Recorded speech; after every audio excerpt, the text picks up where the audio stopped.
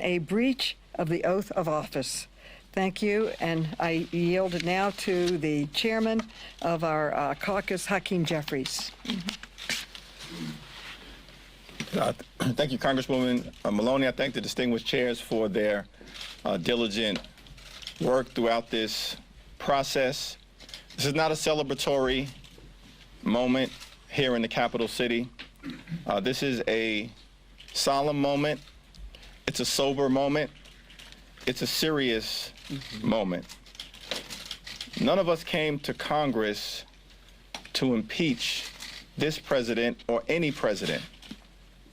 But duty now requires that we investigate the serious wrongdoing that is hiding in plain sight.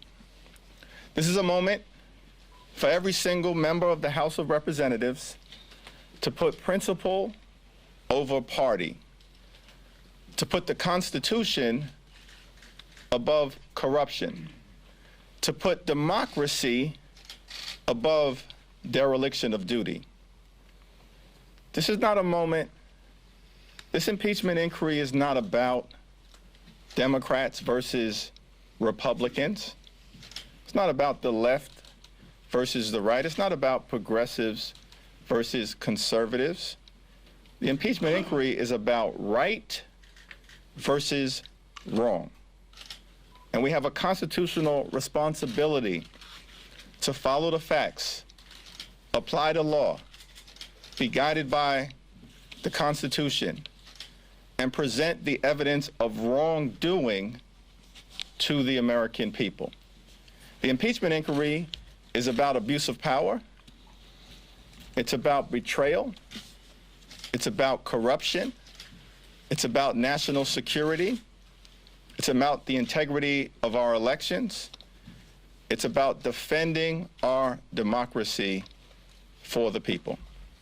With that, I think we have an opportunity to take just a handful of questions. Chairman, first row. Any chairman who would like to speak, in light of all the information that you've gotten from testimony from witnesses behind closed doors, are you willing to expand the inquiry beyond the narrow scope of the Ukraine scandal, and are you also able to share any of the witnesses that you would like to testify publicly?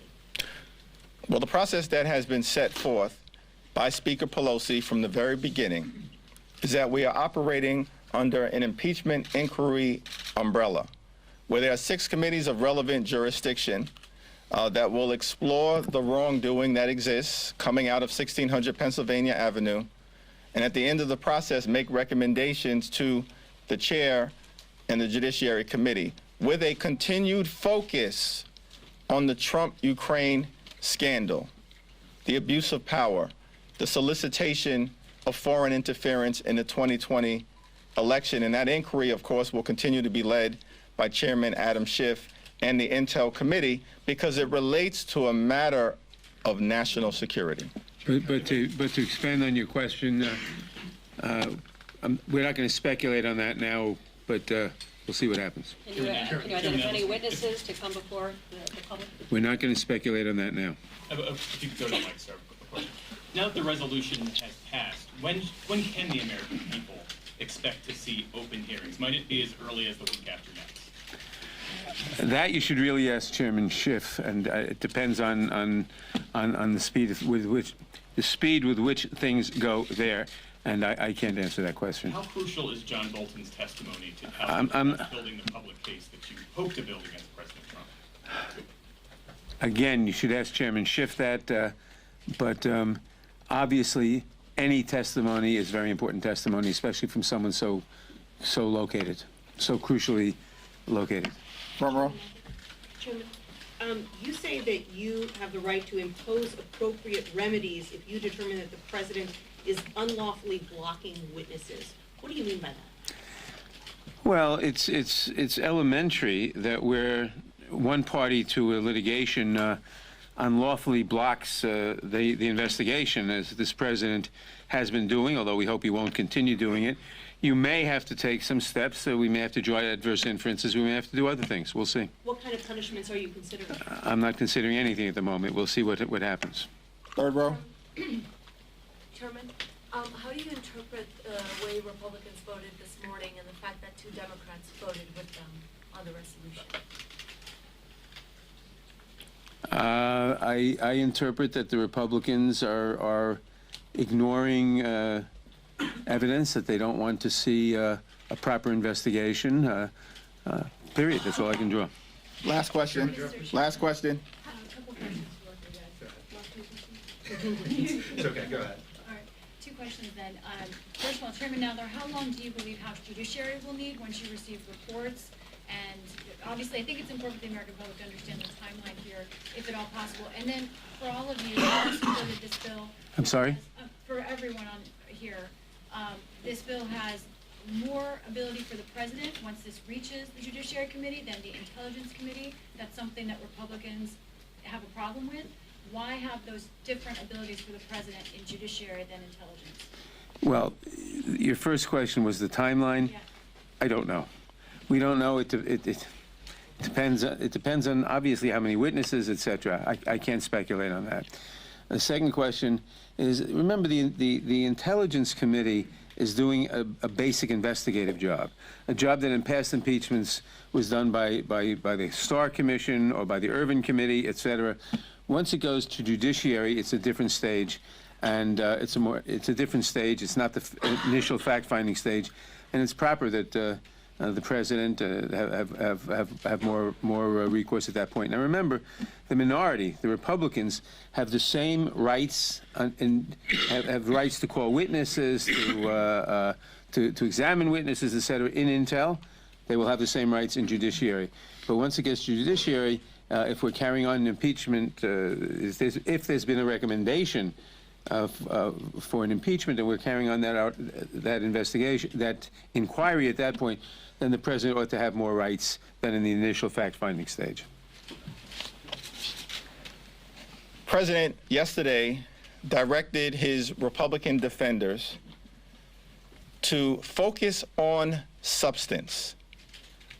That's what House Democrats have been doing from the very beginning, and we invite our Republican colleagues, pursuant to the direction of the president, to do the same. What is this all about?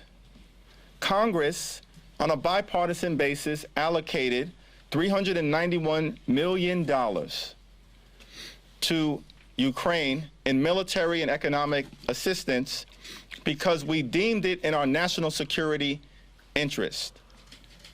Ukraine right now is under attack from Russian-backed separatists.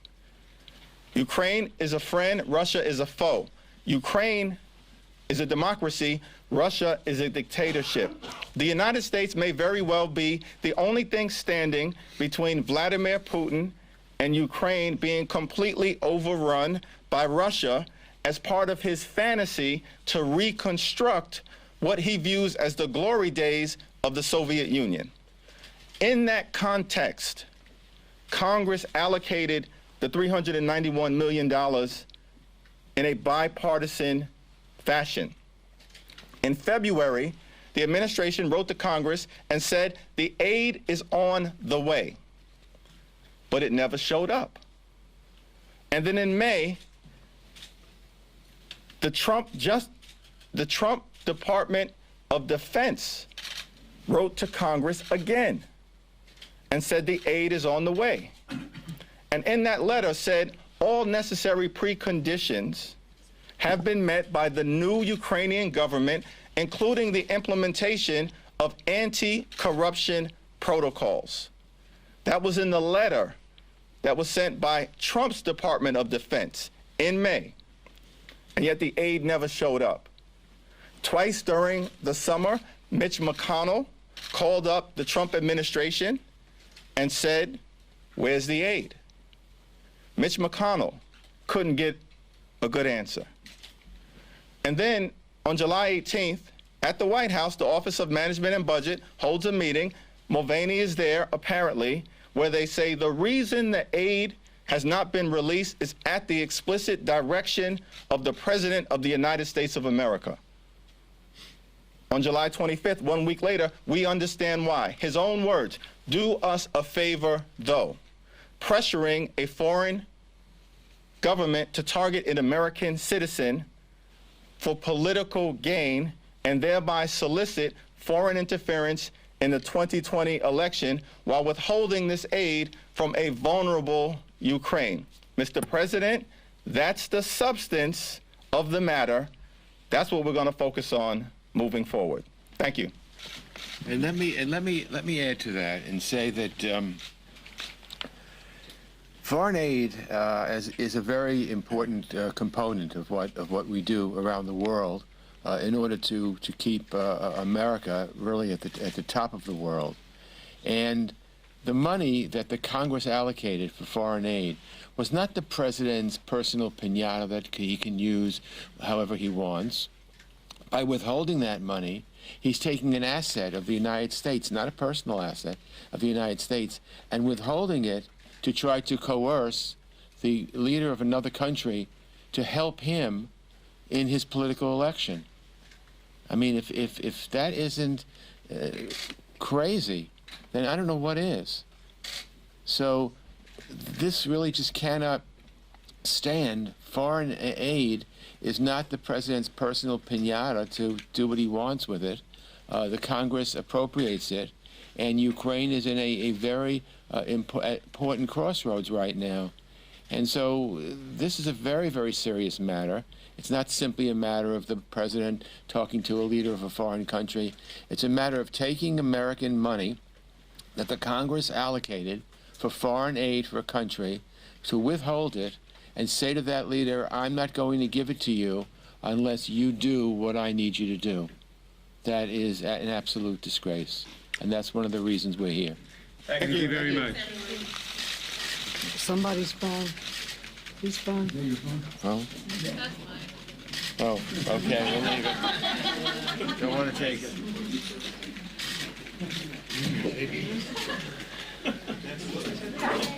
Somebody's phone.